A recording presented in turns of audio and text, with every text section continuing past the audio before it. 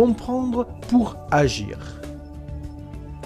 La mémoire visuelle est l'une des facultés la plus sollicitée grâce à notre imagination, consciente ou inconsciente. Elle est intimement liée à vos pensées. En effet, chaque jour, vous l'utilisez soit pour percevoir votre état physique et mental du moment, soit pour anticiper vos actions de la journée, soit pour vous remémorer des événements passés. Le français étant une langue complexe mais relativement précise, qu'il est nécessaire que nous recadrions nos représentations sur 4 mots apparemment semblables. Chacun d'eux est stimulé par une de vos perceptions sensorielles. Ce sont 4 verbes qui sont précédés par l'action d'apercevoir, formés du préfixe « a », idée de rapprochement, perce pour la perception, et enfin la racine « voir », l'ensemble du terme signifiant recevoir des perceptions par la vue.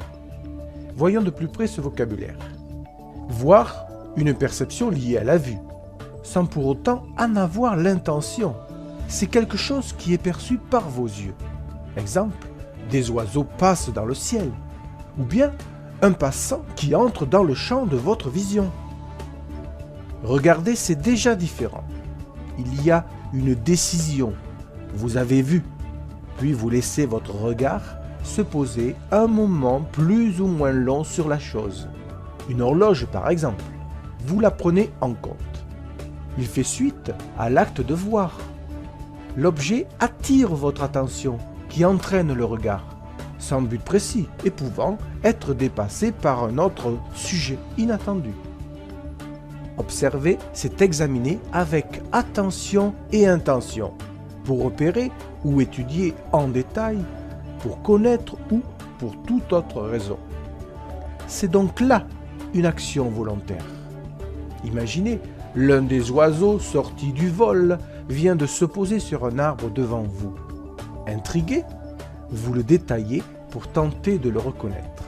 Ou, pour le passant, vous le suivez pour détailler son vêtement de cérémonie, le déshabiller du regard. Voir peut donc se faire par hasard, alors que regarder et observer ne peut se faire que dans l'acte volontaire ou par envie.